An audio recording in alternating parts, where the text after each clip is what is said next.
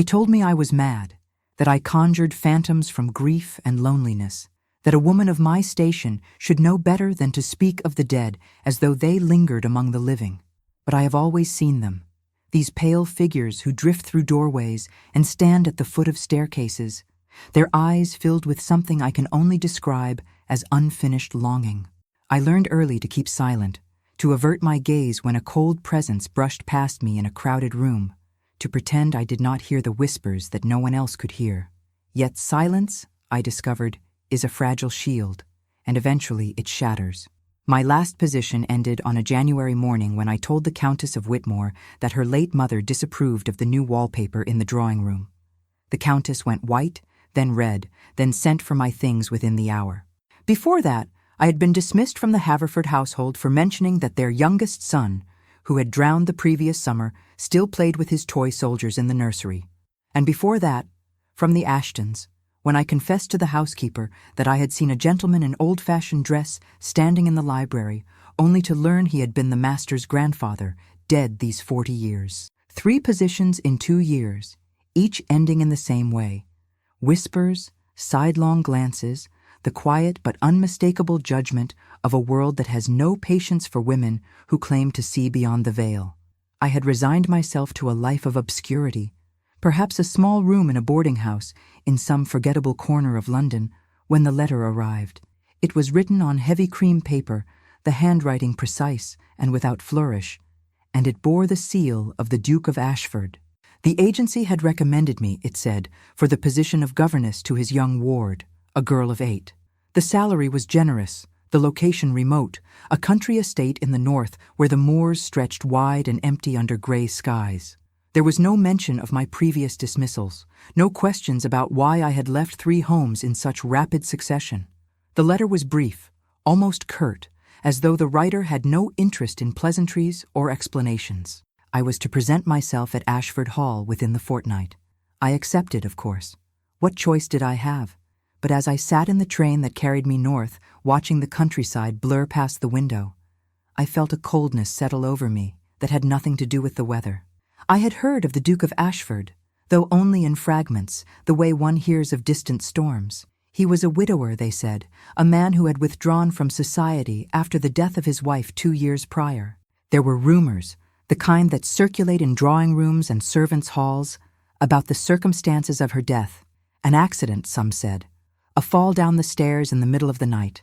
Others whispered darker things, words like scandal and secrets, though no one seemed to know the details. The Duke himself had become a figure of mystery, rarely seen in London, his estate a place people spoke of with a kind of uneasy respect. The carriage that met me at the station was black and unmarked. The driver, a man of few words, who helped me with my single trunk and said nothing during the long ride to the hall. The landscape grew wilder as we traveled, the roads narrowing into lanes bordered by hedgerows and ancient oaks. The air smelled of damp earth and wood smoke, and the sky hung low and heavy, as though it might split open at any moment. When Ashford Hall finally came into view, I felt my breath catch. It was a sprawling stone manor, all sharp angles and narrow windows, perched on a rise above the moors like a great beast crouched in the grass. Ivy climbed the walls in thick tangles, and the chimneys rose stark against the clouds. There was something both magnificent and forbidding about it, as though the house itself kept watch over secrets it had no intention of revealing. Mrs. Greenley, the housekeeper, greeted me at the door. She was a tall woman with a narrow face and eyes that assessed me in a single glance, taking in my worn traveling cloak and the frayed edges of my gloves. She said little as she led me through the entrance hall, her keys jingling at her waist, but I felt her disapproval like a weight on my shoulders.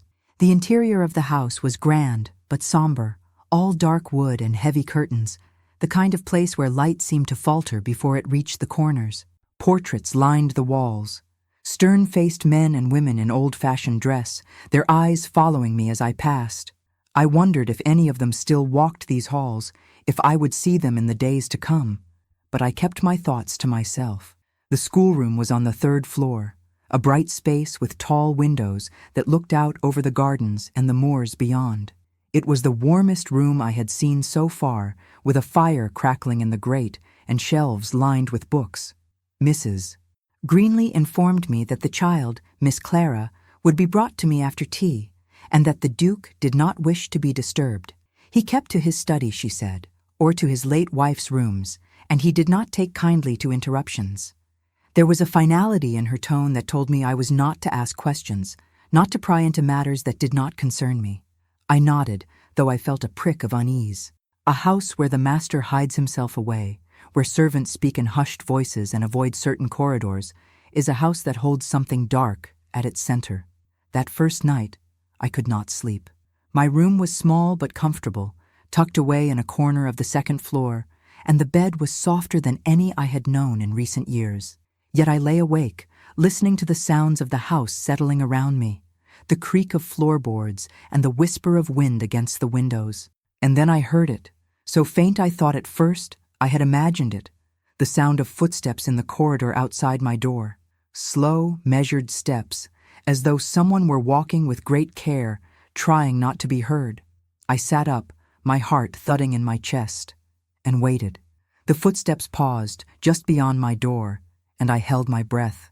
Then they moved on, fading into the distance, and I was left alone in the dark, wondering who or what walked the halls of Ashford Hall when the rest of the house slept. I met Clara the following morning. She was a small, pale child with dark hair that fell in careful ringlets around her face, and she regarded me with a solemnity that seemed far too old for her years. She curtsied when Mrs. Greenlee brought her to the schoolroom, and she answered my questions in a soft, careful voice, as though she were reciting lines she had memorized. She was polite, obedient, and utterly without warmth. I tried to engage her, to coax a smile or a laugh, but she remained distant, her eyes flickering toward the door as though she expected someone to burst in at any moment. It was only when I asked her about the gardens, about whether she liked to play outside, that she looked at me directly for the first time. "She does not like it when I go outside," Clara said, her voice barely above a whisper. "She watches from the windows." I felt a chill run through me, though the room was warm. "Who watches, Clara?" I asked, keeping my tone gentle, as though we were discussing nothing more troubling than the weather. "The lady in white," Clara said. "She is always there, in the windows. Sometimes I see her in the corridors too. She does not speak, but I know she is sad. I should have dismissed it as the imagination of a lonely child, the kind of story children tell themselves when they are left too much alone. But I knew better. I had seen the lady in white myself, the night before, standing at the end of the corridor outside my room. I had glimpsed her only for a moment, a pale figure in a flowing gown, her face turned away, before she vanished into the shadows.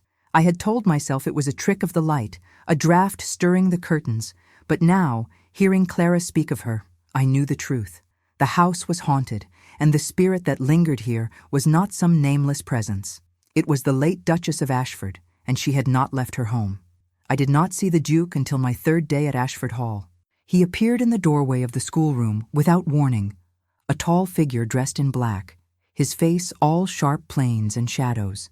He was younger than I had expected, perhaps in his early 30s, with dark hair that fell across his forehead and eyes the color of winter storms. He looked at Clara first, his expression unreadable, and then his gaze shifted to me. I felt the weight of it, the way his eyes seemed to see through me, to measure and dismiss me in the same moment. He did not smile, did not offer any greeting, only nodded once and turned to leave. "Your Grace," I said, rising from my chair, my voice steadier than I felt. "I wanted to thank you for the opportunity to serve in your household." He paused, his hand on the doorframe, and glanced back at me. His expression was cold, distant, as though I were an inconvenience he had not anticipated. "You will find everything you need in this room," he said. "If you have questions, Mrs. Greenlee will assist you." I do not wish to be disturbed. There was no invitation to speak further, no acknowledgement of me as anything more than another servant. He left without another word, his footsteps echoing down the corridor, and I was left standing in the middle of the schoolroom, my cheeks burning with embarrassment and something else, something sharper. I had expected coldness, perhaps, but not this absolute dismissal, as though I were nothing, as though my presence here mattered no more than the furniture or the dust in the corners. That night, I saw her again. I had gone to bed early, exhausted from the day's lessons and the effort of trying to coax even the smallest warmth from Clara, when I woke to find the room freezing, my breath misting in the air. The fire had died to embers, and the moonlight spilled through the window, casting long shadows across the floor. And there, standing at the foot of my bed, was the lady in white. She was clearer now, more defined, her features sharp and delicate, her hair falling loose around her shoulders. She wore a gown of pale silk, the kind worn to evening dinners, and her hands were clasped at her waist. She did not move, did not speak, only stood there, watching me with eyes that were filled with a sorrow so deep it made my chest ache. I should have been afraid, but I was not. I had seen too many spirits to fear them, had learned long ago that they sought only to be acknowledged, to have their presence recognized by the living. I sat up slowly, pulling the blankets around me, and met her gaze. "What do you want?" I whispered. "Why do you linger here?" She did not answer, but her lips parted, as though she were trying to speak, and I saw something in her expression that made my heart twist. It was not anger, not bitterness, but a kind of desperate pleading, as though she were trapped and could not find her way free. And then, as suddenly as she had appeared, she was gone, the room warming again, the shadows retreating. I lay back down, my heart pounding, and knew that I could not ignore this. Whatever bound the Duchess to this place, whatever grief or injustice held her here, I would have to find a way to release her, even if it meant risking everything I had only just gained. The following evening, the Duke summoned me to dinner. It was unexpected, a deviation from the strict separation he had maintained since my arrival, and I felt a flutter of nerves as I dressed in my best gown, a simple gray silk that had seen better days but was still respectable. Mrs. Greenlee led me to the dining room, a vast space with a table that could have seated 20, though only 2 places had been set, one at the head and one to the right. The Duke was already there, standing by the window, his hands clasped behind his back, his gaze fixed on the darkening moors beyond. He did not turn when I entered, did not acknowledge me until Mrs. Greenlee had withdrawn and closed the door behind her. "Sit," he said, his voice low and without inflection. I did as he asked, settling into the chair and folding my hands in my lap. The silence stretched between us, broken only by the soft clink of silverware as the footman served the first course. The Duke ate mechanically, his attention never quite on the food, and I wondered why he had asked me here if he had no intention of speaking. It was only when the main course had been cleared that he finally looked at me directly. His eyes were the same cold gray I remembered, but there was something else there now, a flicker of something I could not name. "You come with unusual references, Miss Hartwell," he said. 3 dismissals in 2 years. Most would consider that a rather damning record. I felt my cheeks flush, but I held his gaze. "I have always been honest about my abilities, Your Grace," I said quietly. "Some households do not appreciate honesty when it concerns matters they would prefer to ignore." His mouth tightened, and for a moment I thought he would send me away then and there, but instead, he leaned back in his chair, his fingers drumming once against the armrest. "And what exactly are these abilities, Miss Hartwell? What is it that you claim to see?" I hesitated, weighing my words carefully. "I see those who have passed, Your Grace. Spirits. They appear to me, sometimes clearly, sometimes as shadows or whispers. I do not summon them. I do not seek them out. They simply are, and I cannot pretend otherwise." He was silent for a long moment, his expression unreadable. "And have you seen any such spirits here, at Ashford Hall?" I met his eyes, and I knew in that instant that he already knew the answer, that he had brought me here, to this table, to this conversation, because he suspected, because he needed to know if what he had glimpsed in the shadows was real. "Yes," I said simply. "I have seen her, the lady in white, your wife." His face went white, and he rose abruptly from his chair, crossing to the fireplace and gripping the mantel with both hands. "You will not speak of her," he said, his voice rough, almost breaking. "You will not mention her name, do you understand? She is dead. She is gone. There is nothing here but memories and grief." But even as he spoke, the air in the room shifted, growing cold, and I saw her. She was standing directly behind me, her hand reaching out as though to touch my shoulder. Her face turned toward the Duke with an expression of such longing it made my throat tighten. And the Duke saw her too. I watched as his eyes widened, as the color drained from his face, and he stumbled back a step, his breath coming in short, sharp gasps. She was there, as real and solid as either of us, and for one suspended moment, the three of us existed together in that room, the living and the dead, bound by something none of us could escape. Then she was gone, and the Duke sank into a chair, his head in his hands, and I knew that everything had changed. The truth could no longer be denied. The past could no longer be buried, and whatever came next, we would face it together, whether he wished it or not. The Duke did not speak for a long time. He sat with his head bowed, his hands gripping the arms of the chair so tightly I could see the white of his knuckles. The fire crackled softly in the grate, the only sound in the vast dining room, and I remained where I was, afraid that any movement might shatter whatever fragile understanding we had reached. When he finally looked up, his face was drawn, his eyes haunted in a way that had nothing to do with the supernatural and everything to do with raw, human grief. "You saw her," he said, and it was not a question. His voice was hoarse, stripped of the cold authority I had heard before. "She was standing behind you. I saw her face." I nodded slowly. "Yes, Your Grace. She has been here since I arrived. I have seen her in the corridors, in the windows. She watches, but she does not speak. Not yet." He rose abruptly, turning away from me, his shoulders rigid. "This is madness," he said, though the words lacked conviction. "I do not believe in ghosts, Miss Hartwell. I am a man of reason, of logic. My wife died 2 years ago, and she is buried in the family crypt. What you saw, what I thought I saw, it cannot be real. But you did see her," I said quietly. "You cannot deny that. Whatever your reason tells you, Your Grace, your eyes know the truth." He whirled on me then, his expression fierce. "And what truth is that, Miss Hartwell? That my wife's spirit roams these halls because she cannot rest? That she is trapped here, bound to this place by some unfinished business, as the spiritualists would have me believe? Do you know how that sounds? Do you understand what it would mean if anyone were to learn that the Duke of Ashford consults with a governess who claims to see the dead?" I stood, meeting his anger with a calmness I did not entirely feel. "I understand perfectly, Your Grace. I have been dismissed from 3 households for precisely this reason. Society does not forgive those who speak of such things. But I did not ask to see her. I did not seek this out. She came to me, and now she has appeared to you. Perhaps she needs something from us, something only we can provide."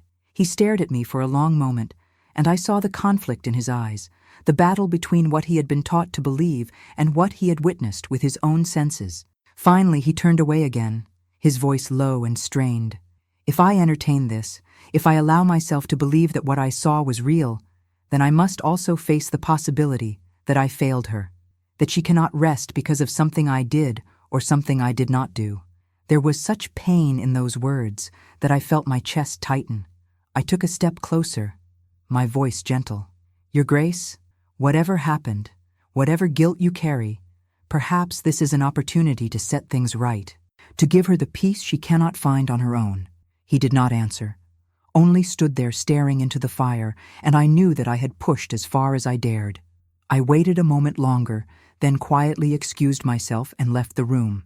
As I climbed the stairs to my chamber, I felt the weight of what had passed between us, the unspoken acknowledgement that we were now bound together in this strange, impossible task. Whether he admitted it or not, the Duke had seen his wife's spirit, and that changed everything. The following days brought a shift in the household. The Duke did not summon me again, but I sensed his presence in ways I had not before. I would catch glimpses of him in the corridors, always at a distance, always watching. Mrs. Greenlee informed me that he had given orders for me to have access to the library, a privilege not typically granted to governesses. And when I ventured there, I found it to be a magnificent room, lined floor to ceiling with books, the air thick with the scent of old paper and leather. I spent my evenings there after Clara had been put to bed, searching for anything that might help me understand what bound the Duchess to this place. It was in the library that I found the journal, It was tucked away on a high shelf, behind a row of dusty volumes on natural philosophy, and I might never have noticed it if a draft had not stirred the air, causing one of the books to shift and reveal the slim volume behind it.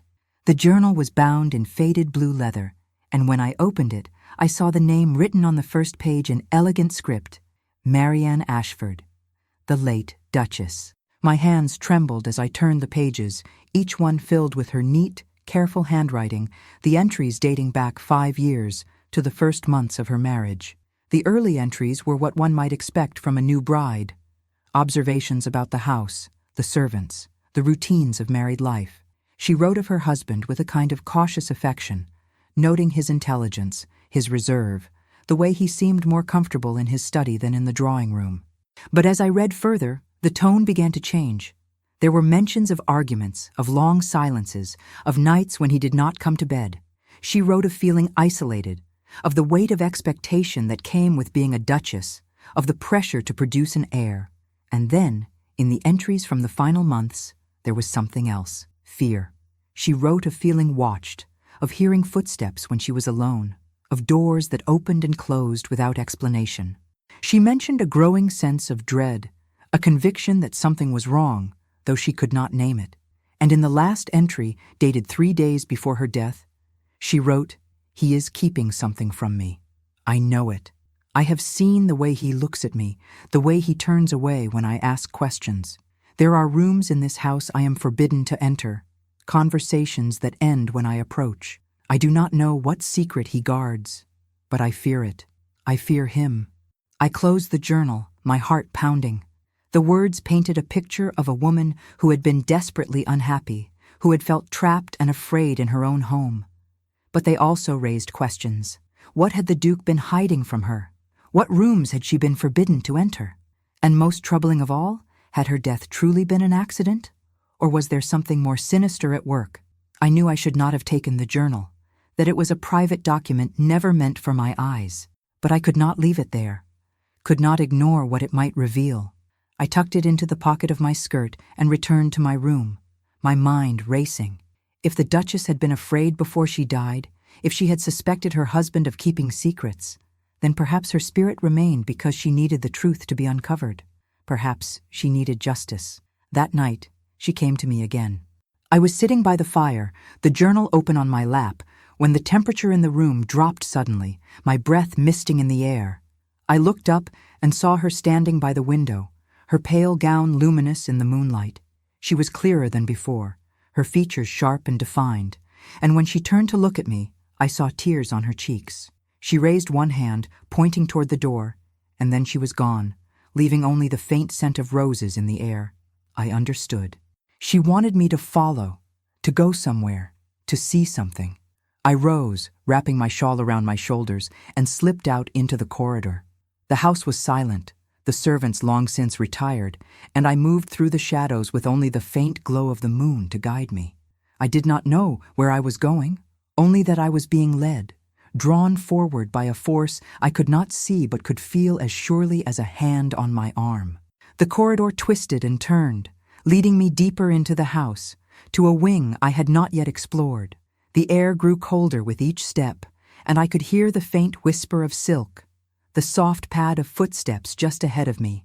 And then I saw her again, standing at the end of the hall, her hand resting on a doorknob. She looked back at me once, her eyes pleading, and then she vanished, the door swinging open with a low creak. I hesitated only a moment before stepping inside. The room was small and dark, the windows shuttered, the air thick with dust.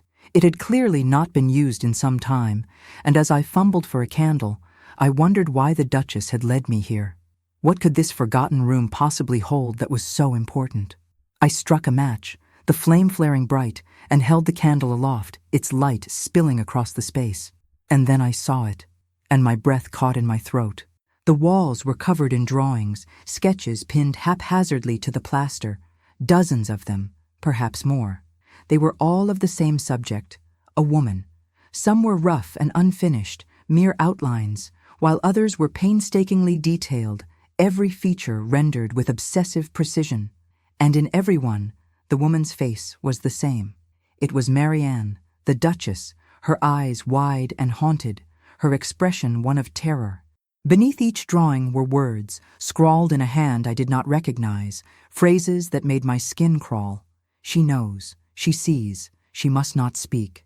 I stepped closer, my heart hammering in my chest, and that was when I noticed the dates. Each sketch was dated, and they spanned the final 6 months of the Duchess's life. Someone had been drawing her, obsessively, repeatedly, and the progression was chilling. In the early sketches, her expression was calm, almost serene. But as the dates advanced, her face grew more strained, more fearful, until in the final drawing, dated the day before her death, she looked utterly terrified, her mouth open as though in a silent scream. I backed away from the wall, my hands shaking. Who had done this? Who had been watching the Duchess, recording her fear, her descent into panic? And why? The room felt suddenly oppressive, the air too thick, and I turned to leave, desperate to escape the suffocating weight of whatever darkness had taken place here. But as I reached the door, I heard footsteps in the corridor, heavy and deliberate, and my blood ran cold. The door swung open, and the Duke stood there, a candle in his hand, his face a mask of fury. "What are you doing here?" he demanded, his voice low and dangerous. "This room is forbidden. No one is to enter it." I held my ground, though my legs felt weak. "Your wife led me here," I said, my voice steadier than I felt. "She wanted me to see this. She wanted me to know." His expression twisted, something raw and terrible flickering across his features. "You know nothing," he said. "You have no right to pry into matters that do not concern you. If you value your position here, Miss Hartwell, you will leave this room and never speak of it again." But I could not let it go, not now. I gestured to the drawings on the wall, my voice rising. "Who made these, Your Grace? Who was watching her, tormenting her? She was terrified. And you knew it, did you not? You knew something was wrong, and you did nothing." He flinched as though I had struck him, and for a moment I thought he might strike back, but instead he turned away, his shoulders sagging. "You do not understand," he said, his voice hollow. "You cannot possibly understand." "Then help me understand," I said, stepping closer. "Tell me the truth. Tell me what happened to her." He was silent for a long moment, and when he finally spoke, his voice was barely above a whisper. "My brother made those drawings. James. He lived here, in this house, in the years before Marianne died. He was unwell, had been for most of his life. He became fixated on her, obsessed. I thought I could manage it, thought I could keep him away from her, but I was wrong. And now she is dead, and I do not know if it was truly an accident or if he had a hand in it." The words hung in the air between us, terrible and inescapable. I stared at him, trying to comprehend what he had just confessed. "Your brother," I said slowly. "Where is he now?" The Duke's face was ashen. "He is dead, Miss Hartwell. He died 6 months after Marianne. He fell from the cliffs at the edge of the estate. They said it was an accident, but I have always wondered. I have always feared that he threw himself from them, unable to live with what he had done. I felt a wave of pity for him then, for the burden he had carried alone for so long. But I also felt anger, sharp and hot, because whatever his reasons, he had kept silent, and his silence had left his wife's spirit trapped, unable to find peace. "She deserves the truth," I said firmly. "She deserves to know what happened and why, and so do you." He looked at me then, truly looked at me, and I saw something shift in his eyes, a crack in the armor he had built around himself. "You think you can help her," he said. "You think you can give her peace." "I do not know," I admitted, "but I will try, if you let me." He nodded slowly, and though his face was still guarded, there was something almost like hope in his expression.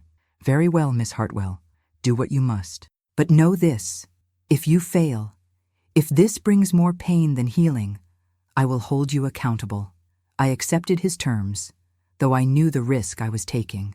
As I left that terrible room and made my way back through the darkened corridors, I felt the weight of the task before me. The Duchess had been wronged, and her spirit would not rest until the full truth was known. And I, who had spent my life seeing the dead, but never truly helping them, would have to find a way to bridge the gap between the living and the lost, no matter the cost. The next morning, I sought out Mrs. Greenleigh. She was in the linen room, counting sheets, her face set in its usual expression of stern efficiency. I asked her about James, the Duke's brother, and I saw the way her mouth tightened, the way her hands stilled on the fabric. "That is not a subject for discussion, Miss Hartwell," she said curtly. "The past is best left buried." But I pressed, gently, carefully, and eventually she relented. "Mr. James was a troubled soul," she said at last, her voice low. "He had spells, dark moods that would come upon him without warning.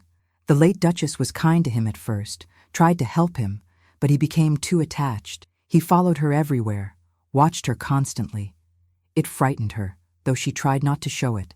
The Duke sent him away eventually to a private sanatorium, but he returned just before her death. And then, after she was gone, he threw himself from the cliffs. We do not speak of it. The Duke forbids it. I thanked her and left, my mind churning. James had been obsessed with Marianne, had watched her, drawn her, and then she had died. And shortly after, he had taken his own life. It seemed clear that he was connected to her death, but I still did not know how. Had he pushed her down the stairs in a fit of madness? Or had his obsession driven her to such despair that she had fallen by accident, her mind clouded by fear? Either way, the truth was buried with them both, and only the Duchess's spirit remained to tell the tale. That night, I prepared myself as best I could. I had no training in spiritualism, no knowledge of seances or rituals, but I had something perhaps more valuable: the ability to see and hear the dead. I returned to the room where the drawings hung, bringing with me a single candle and the Duchess's journal. I did not know if she would come, if she could communicate more clearly here in the place that held the evidence of her suffering, but I had to try. I sat on the floor, the journal open before me, and I spoke her name aloud. "Marianne, I know you are here. I know you are listening. I want to help you, but I need to understand what happened. Please, if you can, show me. Tell me." For a long moment, there was nothing but silence, and then the air grew cold. So cold I could see my breath, and the candle flame flickered wildly. She appeared before me, more solid than I had ever seen her, her eyes locked on mine.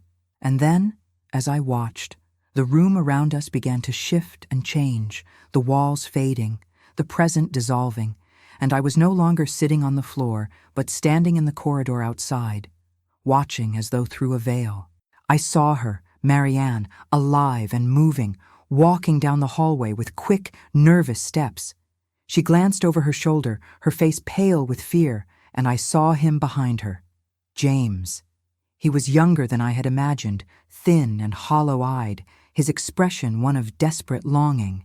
He called her name, reached for her, and she pulled away, hurrying toward the stairs. And then, at the top of the staircase, she turned to face him, her voice sharp with fear and anger, and I heard her words as clearly as if I stood beside her. "You must stop this, James. I am not yours. I will never be yours. Leave me alone." His face crumpled, and he lunged toward her. Not to harm her, I thought, but to plead, to beg.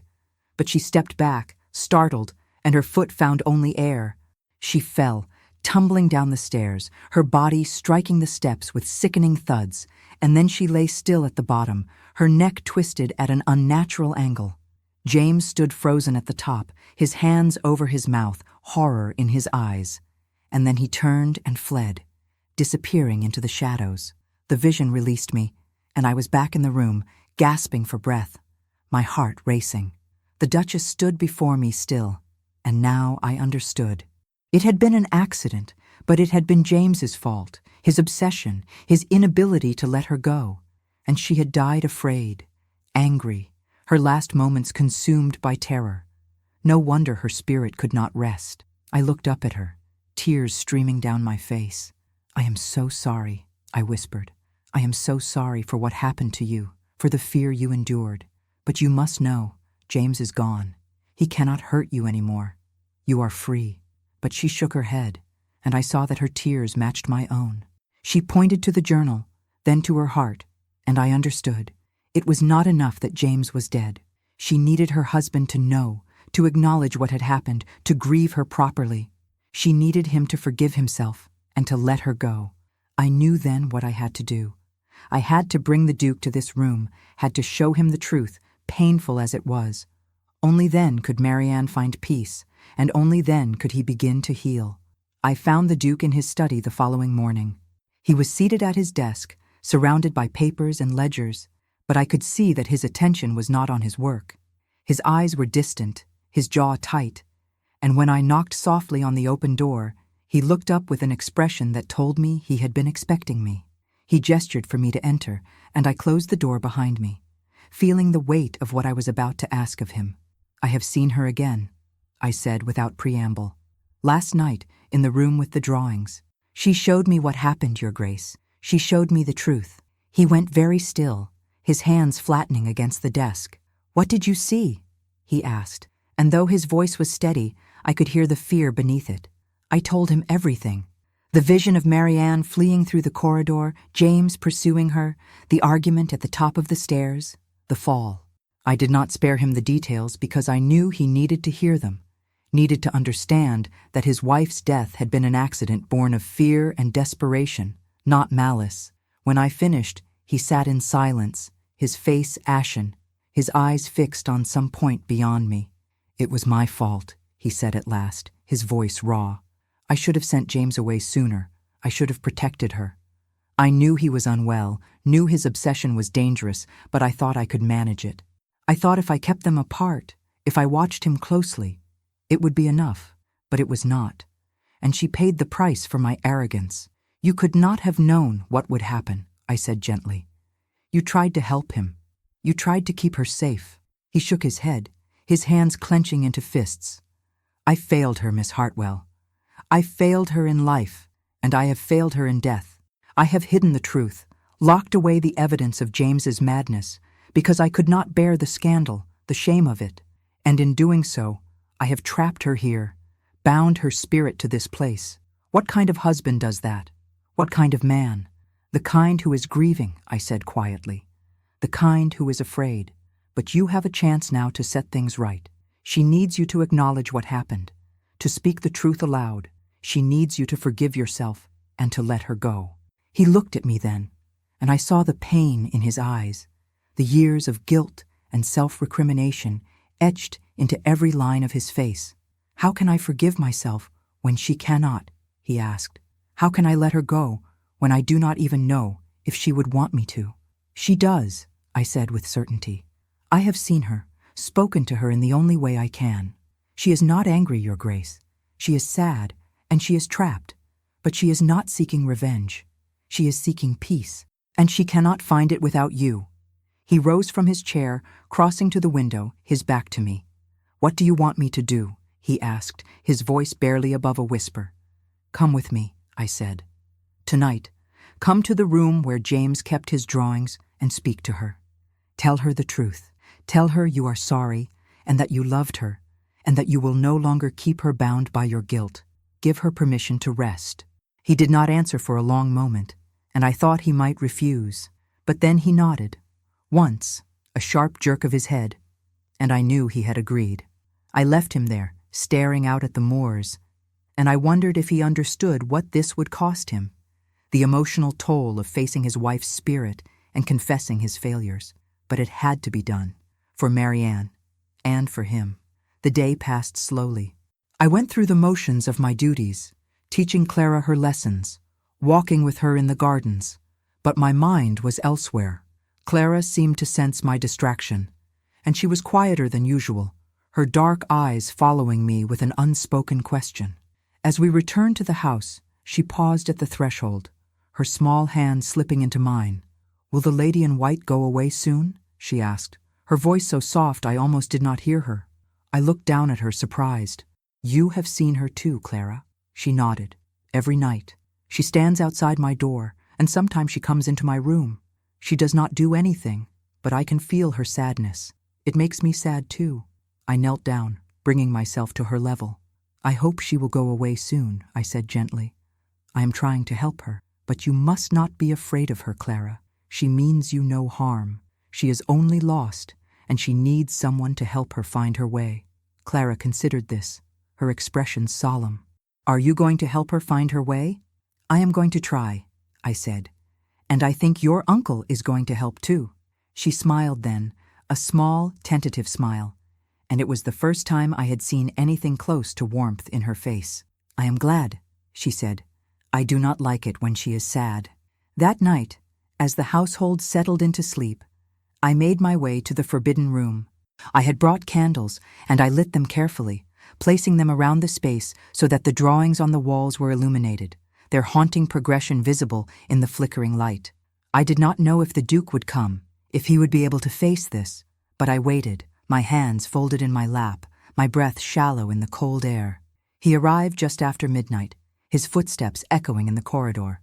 He paused in the doorway, his gaze sweeping over the room, and I saw the way his face tightened, the way his jaw clenched. He stepped inside, closing the door behind him, and for a moment we stood in silence, the weight of the past pressing down on us. "I did not know he had made so many," the Duke said at last, his voice strained. "I knew of his obsession, but I did not realize the extent of it. How could I have been so blind?" "You saw what you wanted to see," I said. "You wanted to believe he could be helped, that he could recover. There is no shame in that." He shook his head, moving closer to the wall, his fingers tracing the edge of one of the drawings. "She looks so afraid," he murmured. "In every one of these, she looks terrified, and I did nothing to stop it." Before I could respond, the temperature in the room plummeted, and the candles flickered wildly. The Duke stepped back, his eyes widening, and I saw her materialize between us, more solid and vivid than I had ever seen her. She stood facing him, her hands clasped at her waist, her eyes filled with tears, and for the first time since her death, she spoke, her voice a whisper that seemed to come from everywhere and nowhere at once. "Why did you not protect me?" she asked, and the words were like a blade, sharp and cutting. "Why did you let him torment me, watch me, follow me? Why did you not send him away sooner?" The Duke flinched, and I saw the pain in his face, the way he seemed to crumble beneath the weight of her accusation. "I tried, Marianne," he said, his voice breaking. "I swear to you, I tried. I thought I could help him, thought I could keep you safe. I did not know he would corner you like that, did not know he would drive you to such fear. If I had known, I would have sent him away immediately, no matter the cost.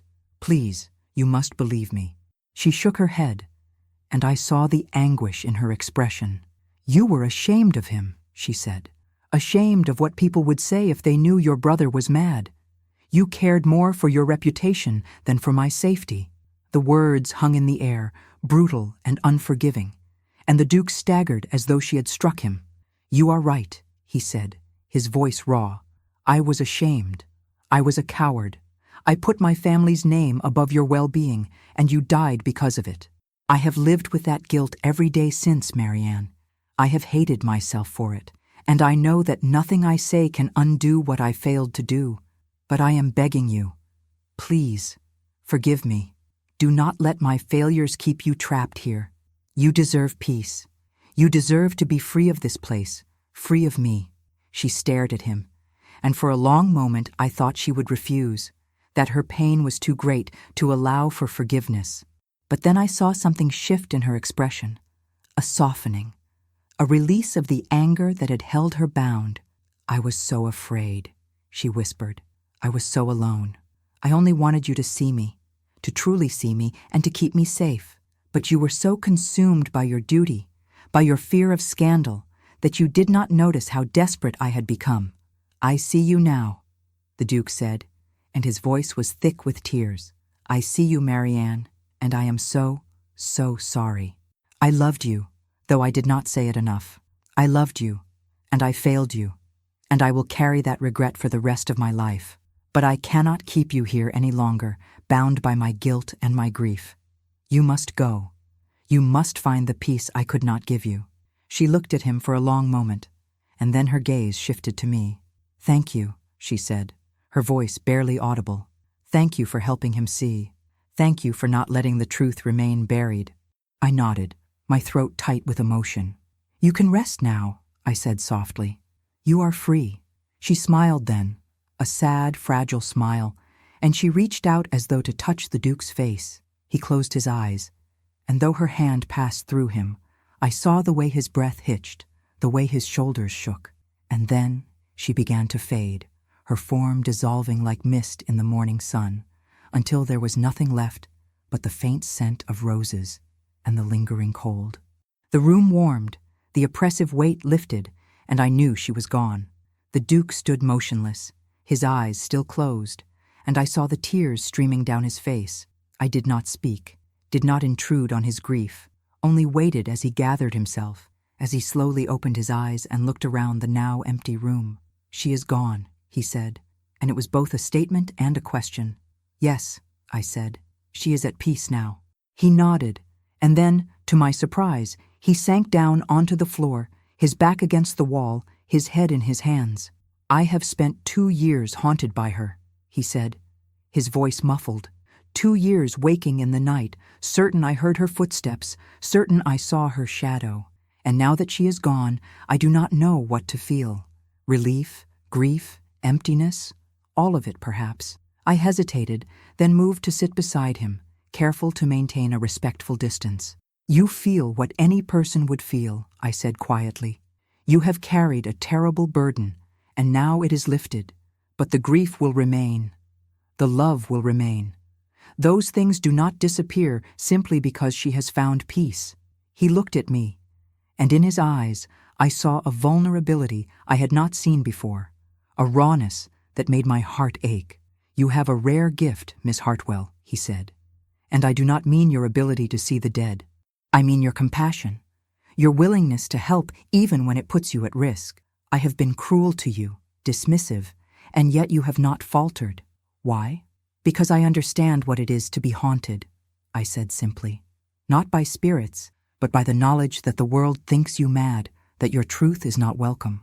I have been cast out, dismissed, mocked, but I know what I see, and I know that sometimes the dead need help as much as the living. Your wife needed you to hear her, and I could not turn away from that." He was silent for a long moment, and then he did something I did not expect. He reached out and took my hand, his grip warm and solid, and he held it as though it were a lifeline. "Thank you," he said, his voice rough. "Thank you for not giving up on her. On me." I felt the heat of his touch spread through me, and I realized with a start that something had shifted between us, something unspoken but undeniable. I was no longer just the governess, the woman he had hired to teach his ward. I was someone who had walked through the darkest parts of his grief with him, who had seen his failures and his pain, and had not turned away. And he, in turn, had let me see him as he truly was, not the cold, distant Duke, but a man capable of love and loss and regret. We sat there together in the candlelight, the drawings on the walls bearing silent witness, and I knew that whatever came next, we would face it together. The mystery of Marianne's death had been solved, her spirit laid to rest, but the story between the Duke and me, that was only beginning. The following days brought a change to Ashford Hall. It was subtle at first, a lightness in the air, a sense that the oppressive weight that had hung over the house had lifted. Clara was the first to notice. She smiled more readily, laughed during our lessons, and when I asked her if she had seen the lady in white again, she shook her head. "She is gone," Clara said with certainty. "I can feel it. The house is not sad anymore." The Duke, too, seemed altered. He emerged from his study more often, took meals in the dining room rather than in solitude, and began to attend to the estate in a way he had not in years. He spoke to the servants with greater warmth, rode out to inspect the farms, and even spent time in the gardens, a place he had avoided since Marianne's death. And he sought me out, not with the coldness of before, but with a tentative friendliness that grew warmer with each passing day.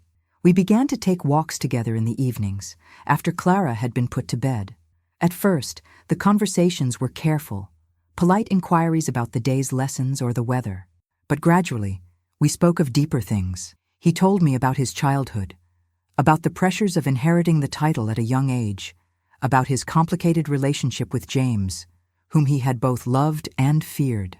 I told him about my own past, about the loneliness of being different, the isolation of seeing what others could not, the heartbreak of being dismissed over and over again.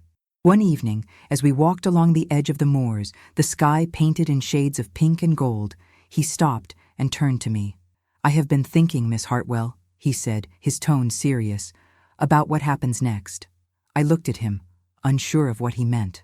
"What do you mean, Your Grace?" He hesitated, and I saw the way his jaw tightened, the way he seemed to be choosing his words carefully. "You came here as a governess, but you have become far more than that. You have helped me in ways I cannot begin to repay, and I find that I do not want you to leave, not when Clara is older, not when your duties here are complete. I want you to stay." My heart skipped a beat, and I felt a warmth spread through my chest. "Stay," I repeated, my voice barely above a whisper. "In what capacity, Your Grace?" He stepped closer, and I could see the intensity in his eyes, the way his gaze held mine. "In whatever capacity you wish," he said. "As Clara's governess, if that is what you prefer, or as something more. I know that society would not approve, that there are 1,000 reasons why this is improper, why we should maintain our distance. But I am tired of living by society's rules, tired of denying what I feel out of fear of scandal. You have given me back my life, Eleanor. You have shown me that it is possible to face the past and still move forward, and I do not want to face the future without you." I stared at him, my mind racing. He was offering me something I had never dared to hope for, not just a position, but a place in his life, a connection that went beyond duty or obligation. And yet, I knew the risk. If word got out that the Duke of Ashford had formed an attachment to his governess, the scandal would be immense. I would be branded as a fortune hunter, a woman who had used her supposed gifts to manipulate a grieving man, and he would be seen as weak, as having lost his judgment to a woman of no standing. But as I looked into his eyes, I realized that I did not care. I had spent my entire life hiding who I was, stifling my abilities, accepting dismissal and rejection as the price of my truth. And here was a man who saw me, truly saw me, and wanted me to stay, not despite what I was, but because of it. "I want to stay," I said, my voice steady. "I want to stay with you." He smiled then, a slow, genuine smile that transformed his face, and he reached for my hand, lifting it to his lips and pressing a kiss to my knuckles. "Then stay, Eleanor," he said softly. "Stay, and help me rebuild this house into a home. Help me raise Clara, and help me find joy again. I cannot promise it will be easy, but I can promise that I will never take you for granted, never dismiss you the way others have. You are extraordinary, and I will spend the rest of my life making sure you know it." I felt tears prick at my eyes, and I nodded, unable to speak. He drew me closer, and for a moment we stood there together, the wind whispering across the moors, the sky darkening into twilight, and I knew that this was where I was meant to be, that all the pain and rejection I had endured had led me here, to this man, to this place, to this moment of quiet, profound understanding. The future was uncertain, and I knew there would be challenges ahead, but for the first time in my life, I was not afraid. I had found a place where I belonged, a man who valued me, and a purpose that went beyond simply surviving. I had helped Marianne find peace, and in doing so, I had found my own. The weeks that followed were the happiest I had known in years, perhaps in my entire life. The Duke, who had asked me to call him Thomas when we were alone, became a constant presence in my days. We walked together, read together in the library, and spent long evenings in conversation that ranged from the mundane to the profound. He was remarkably well-read, with opinions on everything from philosophy to agriculture, and he listened to my thoughts with a respect I had never encountered before. He did not dismiss my insights, did not patronize me, and when I spoke of my experiences with the spirit world, he did not mock or doubt. He simply listened and believed. Clara blossomed under the new warmth that filled the house. She grew more animated in her lessons, asked questions with genuine curiosity, and began to venture outside more often, exploring the gardens and the edges of the moors with a freedom she had not known before. She seemed to sense the growing attachment between her uncle and me, and though she said nothing directly, I would catch her watching us with a small, knowing smile. One afternoon, as I was helping her with her watercolors, she looked up at me and said, I am glad you are staying, Miss Hartwell. Uncle Thomas is different now. He is happy. Her words touched me more than I could express, and I found myself blinking back tears as I smiled at her. I am glad too, Clara, I said. Very glad. But not everything was simple. The household staff had begun to notice the time Thomas and I spent together, and I could feel their scrutiny, the way conversations would stop when I entered a room, the sidelong glances and whispered exchanges. Mrs. Greenley, in particular, regarded me with a coolness that bordered on hostility. One morning, she found me in the library and informed me, with barely concealed disapproval, that it was not appropriate for a governess to dine with the master of the house, nor to walk with him unchaperoned. I thanked her for her concern, my voice calm, though my cheeks burned with embarrassment, and said that His Grace had made his own wishes clear on the matter. She said nothing more, but the look in her eyes told me that she would not let the matter rest. Thomas, when I mentioned it to him, was dismissive. Mrs. Greenley is from a different generation, he said. She believes in rigid propriety, in the old ways. But I am the Duke, Eleanor, and I will spend my time with whomever I choose. Let them talk. I do not care. But I cared. I knew what it meant to be the subject of gossip, to have one's reputation destroyed by whispers and insinuations. And I knew that if word spread beyond the estate, if society learned that the Duke of Ashford was courting his governess, the consequences would be severe. For him, it would be a scandal, but one he might weather given his title and wealth. For me, it would be ruin. I would be branded as opportunistic, manipulative, a woman who had used her position to ensnare a vulnerable man. The very abilities that had brought us together would be twisted into evidence of deceit, as though I had conjured spirits to play on his grief. I tried to voice these concerns to Thomas one evening, as we sat together in the drawing room, the fire crackling softly in the grate. He was reading aloud from a volume of poetry, and I was embroidering, though my mind was far from the stitches. When he paused to turn the page, I set down my work and looked at him. "Thomas," I said, and he looked up, his expression warm and open. "We need to talk about what happens next, about what people will say." His brow furrowed slightly. "What people will say about what, Eleanor?" "About us," I said. "About this. You may not care about gossip, but I do. If word gets out that that there is something between us, it will not be a simple matter. Society will not forgive it." He closed the book, setting it aside, and leaned forward, his elbows resting on his knees. "I know what society will say, Eleanor. I know the rules, the expectations, but I have spent years living by those rules, and they brought me nothing but misery. Marianne and I married because it was expected, because our families deemed it a suitable match, but we were never truly happy, never truly connected. I will not make that mistake again. I will not choose propriety over genuine feeling. I appreciate that," I said carefully.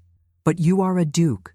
You have responsibilities, a position to uphold, and I am a governess with no family, no fortune, no standing.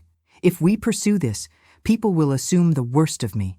They will say I manipulated you, that I used my supposed abilities to ensnare you, and they will say you are weak, that you have lost your judgment to a woman beneath your station." He reached across the space between us and took my hand, his grip firm and reassuring. "Let them say what they will," he said. "I know the truth, and you know the truth. That is what matters." I wanted to believe him, wanted to share his confidence, but I had lived too long on the edges of society, had seen too many women destroyed by scandal to be so sanguine. Still, I said nothing more that evening. I simply squeezed his hand and allowed myself to believe, for a moment, that love might be enough to overcome the obstacles we faced. It was perhaps inevitable that the outside world would intrude on our fragile peace. The first sign came in the form of a letter, delivered one gray morning in early autumn. Thomas read it at breakfast, his expression darkening with each line, and when he finished, he set it down with a force that rattled the china. "My aunt is coming to visit," he said, his voice tight. "The Dowager Duchess of Thornbury. She has invited herself, and she will arrive in 3 days." I felt a cold knot form in my stomach. I knew of the Dowager Duchess, though I had never met her. She was Thomas's mother's sister, a formidable woman known for her sharp tongue and rigid adherence to social conventions. If anyone would disapprove of the attachment between Thomas and me, it would be her. "Why is she coming?" I asked, though I suspected I already knew the answer. "Because she has heard rumors," Thomas said grimly. "Someone has written to her, informed her that I am keeping unusual company. She is coming to assess the situation, and no doubt to lecture me on the importance of maintaining the family's reputation." The next 3 days were a flurry of preparation. The house was cleaned from top to bottom, the best linens brought out, the kitchens in constant motion. Mrs. Greenley oversaw everything with grim efficiency, and I caught her looking at me more than once with an expression that suggested she knew exactly who had prompted the dowager's visit. I kept to the schoolroom as much as possible, focusing on Clara's lessons and trying not to think about the confrontation that was surely coming. The Dowager Duchess arrived precisely on time, her carriage pulling up to the front entrance just as the clock struck 3. She was a tall, thin woman in her 60s, dressed entirely in black, her silver hair arranged in an elaborate coiffure beneath a feathered hat. She swept into the house with the air of someone accustomed to immediate obedience, her sharp eyes taking in every detail. Thomas greeted her in the entrance hall, and I watched from the shadows at the top of the stairs as she embraced him briefly, her expression severe. "You look well, Thomas," she said, her voice carrying clearly. "Too well, perhaps. I have heard disturbing things, and I have come to see for myself what is happening in this house." "I am managing quite well, Aunt Lucinda," Thomas replied, his tone polite but cool. "There is no cause for concern. "We shall see," she said. "I will require tea, and then I wish to speak with you privately." I retreated to my room, my heart pounding. I knew that the Dowager would waste no time in addressing the matter of my presence here, and I dreaded what she might say, what influence she might have over Thomas. I had no illusions about my place in the world. I was a governess, a woman with no connections, no dowry, no claim to respectability beyond my education and my abilities. If the Dowager insisted that I be dismissed, Thomas might have little choice but to comply, especially if she threatened to spread the scandal further. I did not see Thomas for the rest of the day. He dined with his aunt, and I took my meal in the schoolroom with Clara, who sensed my anxiety and was unusually quiet. That night, I lay awake, staring at the ceiling, wondering if this was the beginning of the end, if the brief happiness I had found here was already slipping through my fingers. The summons came the next morning. Mrs. Greenley appeared at the schoolroom door and informed me, with barely concealed satisfaction, that the Dowager Duchess wished to speak with me in the drawing-room. I felt my stomach lurch, but I rose with as much dignity as I could muster, smoothed my skirts, and followed her downstairs. The Dowager was seated in a high-backed chair by the fire, her posture erect, her hands folded in her lap. Thomas stood by the window, his expression unreadable, and when I entered, he met my eyes briefly, a flicker of something, reassurance perhaps, passing between us. I curtsied to the Dowager, who regarded me with the cold assessment of a general inspecting a doubtful recruit. "So you are Miss Hartwell," she said, her voice crisp, "the governess who has so captured my nephew's attention." "I am the governess." "Yes, Your Grace," I said, keeping my voice steady. "I have been employed here to teach Miss Clara. And yet I understand you have taken on rather more than educational duties," the Dowager continued. "I have been informed that you claim to possess certain, shall we say, unusual abilities, that you see spirits, communicate with the dead. Is this true?" I felt the heat rise in my cheeks, but I refused to look away. "I do see spirits, Your Grace," I said. "I have since I was a child. It is not something I claim lightly, nor something I use to my advantage. It is simply the truth." The Dowager's lips thinned. "The truth," she repeated, "or the delusion of an overactive imagination. Either way, it is hardly appropriate for a woman in your position to fill my nephew's head with such nonsense, particularly when he is still grieving his late wife." I opened my mouth to respond, but Thomas stepped forward, his voice cutting through the tension like a blade. "That is enough, Aunt Lucinda," he said firmly. "Miss Hartwell did not fill my head with anything. She helped me to understand what happened to Marianne, to find peace with her death. Whatever you may think of her abilities, I have seen the evidence with my own eyes, and I will not have her disparaged in my own home. The dowager turned to him, her expression hardening. "You have seen," she said. "You have seen what, Thomas? A shadow, a trick of the light. Grief makes fools of us all, and this woman has taken advantage of your vulnerability. Can you not see that?" "She saved me," Thomas said, and there was a rawness in his voice that made my throat tighten. "I was drowning in guilt and grief, and she gave me a way forward. She is not a charlatan, she is not a manipulator. She is a woman of integrity and courage, and I will not dismiss her simply because society deems her abilities inconvenient." The dowager rose to her feet, her eyes flashing. "And what exactly are your intentions toward this woman, Thomas? Do you mean to keep her here indefinitely, to make her your mistress? Or worse, do you intend to marry her, to make a governess with no family and no fortune the Duchess of Ashford? Because if that is your plan, I can assure you that the scandal will destroy you. You will be a laughingstock, and the family name will be dragged through the mud." "I do not care," Thomas said quietly. "I do not care what society says, what anyone says.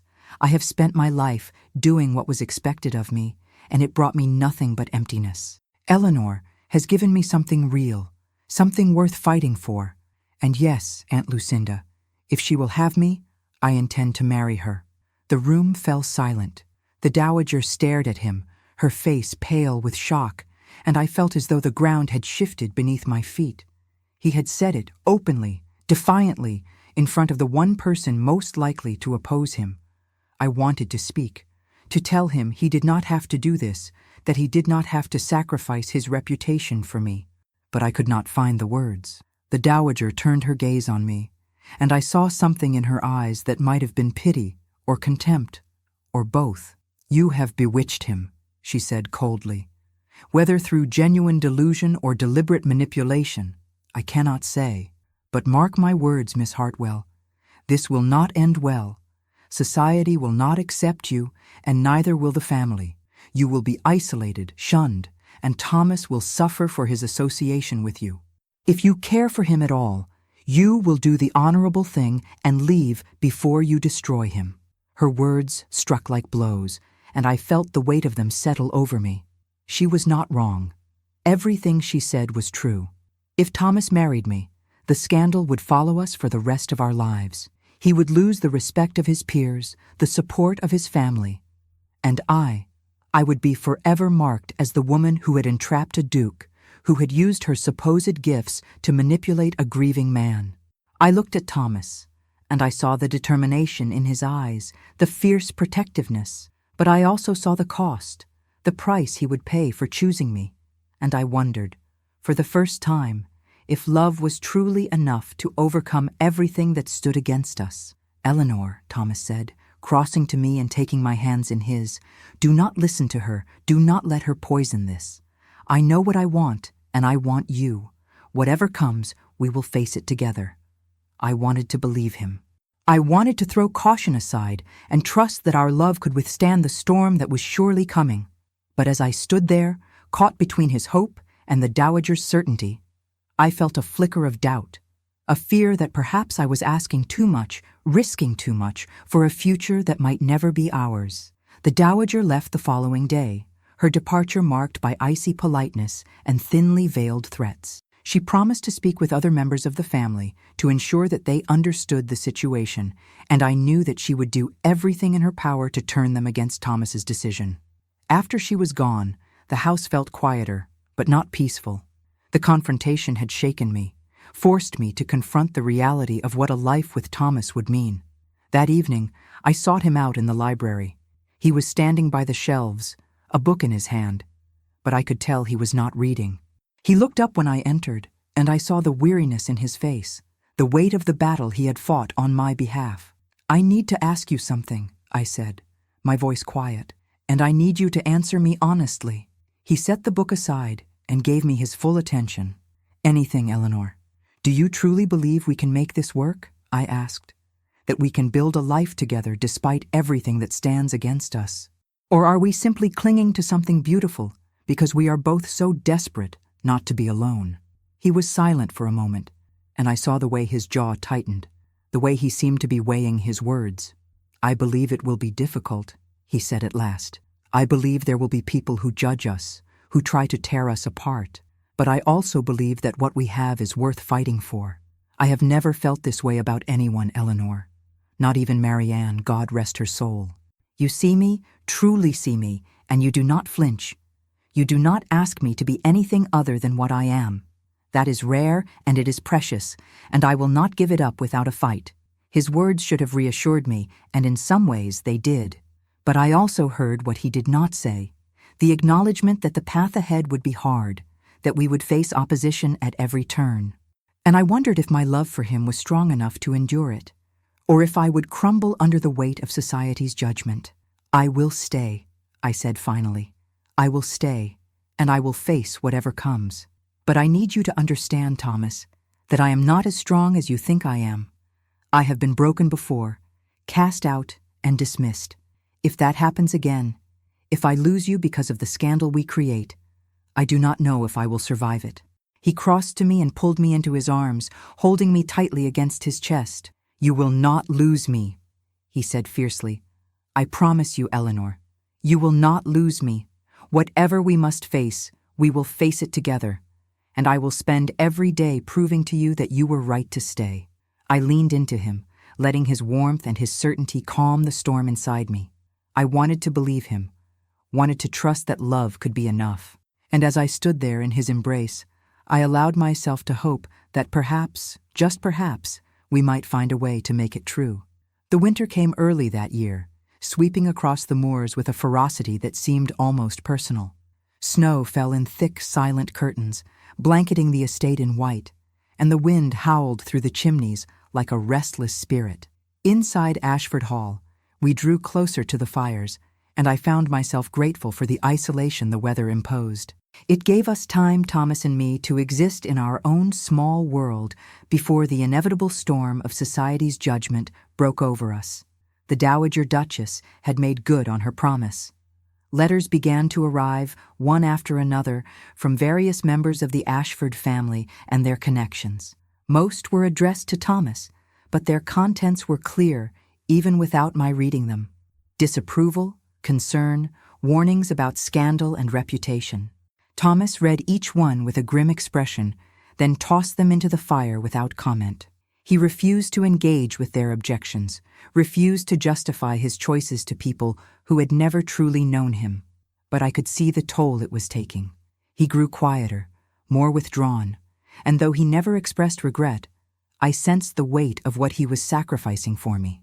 A lifetime of belonging to a certain world, of acceptance within a social sphere that had been his birthright. He was choosing me over all of that, and the knowledge filled me with both gratitude and guilt. Clara, in her innocent way, became my anchor during those difficult weeks. She seemed to sense the tension in the house, the way the adults moved through the days with forced cheerfulness, and she responded with a sweetness that broke my heart. One afternoon, as we sat together in the schoolroom working on her arithmetic, she reached out and placed her small hand over mine. "Are you and Uncle Thomas going to get married?" she asked, her dark eyes solemn and searching. I hesitated, unsure how to answer. "We have talked about it," I said carefully. "But it is complicated, Clara. There are people who do not approve." She considered this, her brow furrowing. "Because you are a governess, and he is a duke." "Yes," I said. "That is part of it." She was quiet for a moment, and then she smiled, a small, determined smile that reminded me so much of her uncle. "I think it is silly," she said. "You make him happy, and he makes you happy. That is all that should matter. If only the world worked that way, my darling," I thought. But I did not say it aloud. Instead, I squeezed her hand and smiled back. "Thank you, Clara. That means more to me than you know." It was 2 days before Christmas when the crisis came. A letter arrived, this one bearing the seal of the Archbishop's office. Thomas opened it in my presence, and as he read, I watched the color drain from his face. He handed it to me without a word, and I read with growing horror. The letter was formal, cold, and devastatingly clear. It had come to the Archbishop's attention that the Duke of Ashford was intending to marry a woman of questionable character, a governess who claimed to possess supernatural abilities and who had been dismissed from multiple households for disturbing the peace with her delusions. The letter strongly advised Thomas to reconsider this course of action, noting that such a marriage would be viewed with concern by both the church and respectable society. Furthermore, it suggested that if Thomas persisted, the archbishop would be compelled to question the suitability of such a union, potentially refusing to sanction the marriage. I set the letter down, my hands trembling. "They are trying to prevent us from marrying," I said, my voice barely above a whisper. "They are using my past against me, painting me as mad or deceitful." Thomas's face was hard, his jaw set. "They are cowards," he said. "They hide behind respectability and propriety, but what they truly fear is anyone who dares to live outside their narrow definitions. I will not be cowed by them, Eleanor. I will not." "But Thomas," I said, and I heard the desperation in my own voice, "if the church refuses to marry us, if you are ostracized by society, what kind of life will we have? You will lose everything, your standing, your connections, your place in the world. And for what? For me, a woman with no fortune, no family, nothing to offer you but scandal and isolation." He crossed to me in 2 swift strides and took my face in his hands, forcing me to meet his eyes. "You offer me everything," he said fiercely. "You offer me truth and honesty, and a love that is not based on duty or expectation. You offer me a future where I can be myself, where I do not have to hide or pretend. That is worth more than any title, any fortune, any social standing. Do you not see that?" I wanted to believe him, but the fear was too strong, the weight of a lifetime of rejection pressing down on me. "What if you come to resent me?" I said, tears spilling down my cheeks. "What if, years from now, you look back and wish you had chosen differently?" "I could not bear that, Thomas. I could not bear to be the cause of your regret." He pulled me into his arms, holding me so tightly I could barely breathe. "You will never be the cause of my regret," he said, his voice rough with emotion. "The only thing I would regret is letting you go, letting them win. I love you, Eleanor. I love you more than I have ever loved anyone, and I will not give you up. Not for the church, not for society, not for anyone." We stood there together, clinging to each other in the face of the storm, and I felt something shift inside me. I had spent my entire life apologizing for who I was, hiding my abilities, accepting rejection as inevitable. But here was a man who saw me fully, who knew my truth and loved me because of it, not in spite of it.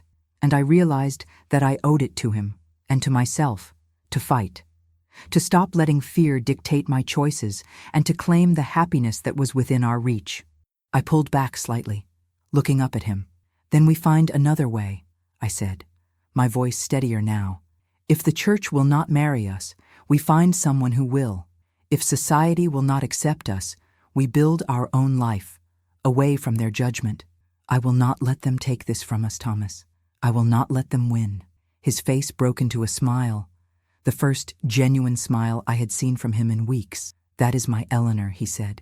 "That is the woman I fell in love with." The solution came from an unexpected source. Thomas had a cousin, a younger son, who had taken holy orders and served as a vicar in a small parish on the coast, far from London and the seat of the archbishop's influence. His name was Reverend Edmund Ashford, and he was known within the family as something of a rebel, a man who believed that the church should serve the people, not the aristocracy. Thomas wrote to him explaining the situation, and within a week we received a reply. Edmund would be honored to perform the ceremony, he wrote, and he cared nothing for the opinions of bishops or dowagers. If Thomas and I wished to marry, he would make it so. We decided to travel to the coast immediately, before anyone could intervene, before the weight of opposition could grow any heavier. It would be a small, quiet ceremony, with only Clara and a few trusted servants as witnesses. There would be no grand wedding, no reception, no announcement in the papers.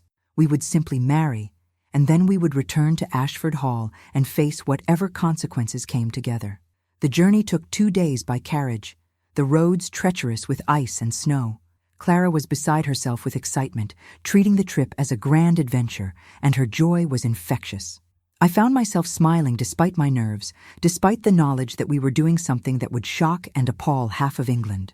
Thomas sat beside me, his hand clasped firmly around mine, and every time I began to doubt, every time fear crept back in, he would squeeze my hand, and I would remember why we were doing this. The village where Edmund served was small and windswept, a collection of stone cottages clustered around a simple church that overlooked the sea. Edmund met us at the vicarage, a tall, thin man with kind eyes and a ready smile. He embraced Thomas warmly, then turned to me and took my hands in his. "You must be Eleanor," he said. "Thomas has written to me about you, about your gift, and about the courage you have shown. I am honored to marry you both, and I hope you will forgive the simplicity of the setting. We do not have grand cathedrals here, but we have something better. We have faith and love and the belief that God cares more for the sincerity of a union than for the approval of bishops." I liked him immediately, and I felt some of the tension ease from my shoulders. "Thank you," I said. "Thank you for giving us this chance." The ceremony was held the following morning in the small church with the sea crashing against the rocks below. The interior was plain but beautiful, with whitewashed walls and simple wooden pews, and the light that streamed through the windows was soft and golden. Clara stood beside me, holding a small bouquet of winter greenery that one of the villagers had gathered, and Thomas stood across from me, his eyes never leaving mine. Edmund spoke the words of the ceremony with a warmth and sincerity that made them feel sacred, not just a recitation of vows, but a true blessing. When he asked if I took Thomas to be my husband, I answered without hesitation, my voice clear and strong. And when Thomas repeated the vows, his voice was steady, filled with a certainty that left no room for doubt. "I now pronounce you husband and wife," Edmund said, smiling. "You may kiss your bride." Thomas stepped forward and cupped my face in his hands, and when he kissed me, it was gentle and reverent, a promise sealed before God and witnesses. I felt tears slide down my cheeks, but they were tears of joy, of relief, of the overwhelming realization that this was real. I was married. I was no longer Eleanor Hartwell, the dismissed governess, the woman who saw ghosts and was mocked for it. I was Eleanor Ashford, Duchess of Ashford, and I belonged. We stayed in the village for 2 days, long enough to rest and to let the reality of what we had done settle over us. Edmund and his wife hosted us with open kindness, and in their company, I felt the first stirrings of hope that perhaps, just perhaps, we might find acceptance, if not in society at large, then in the smaller, kinder circles of people who valued substance over status. But I knew that the true test would come when we returned to Ashford Hall, when we had to face the consequences of our defiance. The letters would continue, the disapproval would not abate, and there would be those who would refuse to acknowledge our marriage, who would see it as invalid because it had not been sanctioned by the Archbishop. We would be outsiders, even in our own home, and the road ahead would be difficult. Yet as Thomas and I walked along the cliffs on our final evening in the village, the wind whipping our coats and the sea roaring below, I felt a peace I had not known in years. We stood together at the edge of the world, and I realized that this was where I was meant to be. Not in the grand drawing rooms of London, not in the respectable parlors where I had been dismissed and judged, but here, with this man, building a life on our own terms. "Thomas," I said, raising my voice to be heard over the wind, "do you ever regret it? Do you ever wish you had chosen an easier path?" He turned to me, his face serious, but his eyes warm. "Every day I wake up and I see you beside me, and I know that I made the right choice. There will be challenges, Eleanor. There will be people who refuse to accept us, who whisper and judge, but I do not care. I have you, and I have Clara, and I have a future that is mine to shape, not one dictated by expectation or tradition. That is worth everything." I leaned into him, letting him wrap his arms around me, and I felt the last of my doubts dissolve. We would face whatever came, together, and that would be enough. When we returned to Ashford Hall, the house felt different. It was still the same stone manor, still filled with shadows and history, but it no longer felt oppressive. The weight of Marianne's spirit was gone, and in its place was a sense of possibility, of new beginnings. Mrs. Greenley and the other servants greeted us with varying degrees of surprise and resignation, but none dared to openly challenge Thomas's authority. He was the Duke, and I was his Duchess, whether society approved or not. The The letters continued to arrive, as expected, but Thomas dealt with them swiftly. He wrote to each correspondent, politely but firmly informing them that his private affairs were his own, and that their opinions, while noted, would not change his course. Some responded with coldness, others with silence, and a few, a very few, with tentative congratulations. We were not welcomed back into society's embrace, but neither were we entirely cast out. We existed in a kind of limbo, neither fully accepted nor completely rejected. But within the walls of Ashford Hall, we built our own world. Thomas took a greater interest in the estate, implementing reforms and improvements that benefited the tenants and the land. I continued to teach Clara, and as she grew older, she became a source of joy and pride. She was bright and curious, with a kindness that reminded me of the best parts of both her uncle and her late aunt. And on quiet evenings, when the three of us sat together by the fire, I felt a contentment that I had never imagined possible. There were moments, of course, when the old fears would resurface. I would hear whispers when we ventured into the village, or catch the cold stares of visiting gentry who had heard the rumors. But Thomas never wavered, never gave any indication that he regretted his choice, and his steadfastness gave me the strength to hold my head high. One evening, nearly a year after our marriage, as we sat together in the library, Thomas looked up from his book and smiled at me. "Do you know what today is?" he asked. I shook my head, setting aside my own reading. "It is the anniversary of the night I first saw Marianne's spirit," he said. "The night you came into my life and changed everything." I had not realized, but as he spoke, I felt a rush of emotion. So much had happened in that year. So much had changed. "We have come a long way," I said softly. "We have," he agreed, "and I would not trade a single moment of it. Not the difficulties, not the scandal, not the isolation, because it brought me here, to this place, to you." I rose and crossed to him, settling onto the arm of his chair. "I feel the same," I said. "I have spent my life being told I was too strange, too difficult, too much, but you have never made me feel that way. You have made me feel seen and valued and loved, and that is the greatest gift anyone has ever given me." He pulled me down into his lap, and I laughed, a sound that felt light and free. We sat there together, wrapped in each other's arms, and I knew that whatever the future held, whatever challenges we might still face, we would face them as we always had, together. Clara knocked on the door a moment later, peeking in with a mischievous grin. "Are you two being romantic again?" she asked, wrinkling her nose in mock disgust. Thomas laughed, a sound I had come to treasure. "Perhaps we are," he said. "Does that bother you?" She pretended to think about it, then shrugged. "I suppose it is acceptable," she said, "as long as you do not forget about me." "Never," I said, beckoning her in. "You are part of this family, Clara. You always will be." She ran to us, and Thomas caught her up in a hug, pulling her onto the chair with us. The three of us sat there, tangled together and laughing, and I thought about how far we had come. From a house haunted by grief and secrets, to a home filled with love and laughter.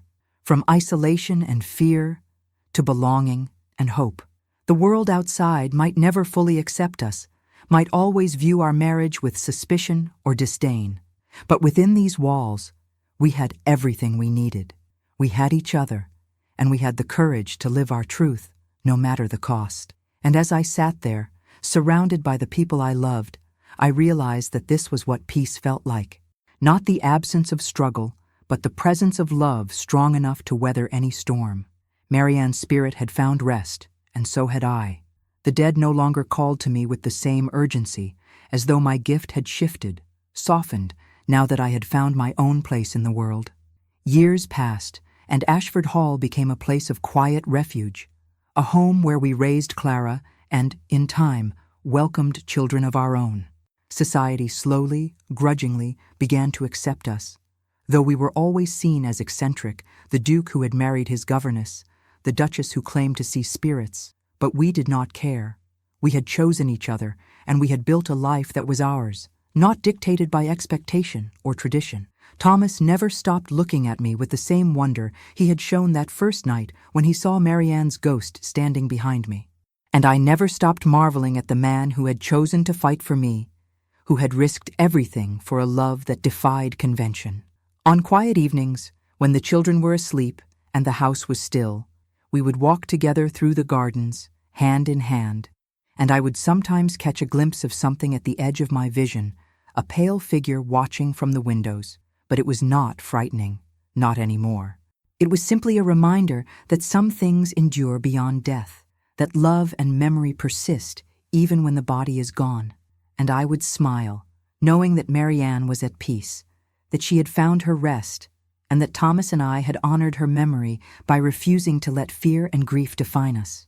We had chosen love and hope and the courage to build something new from the ashes of the past. That, I thought, was the greatest triumph of all.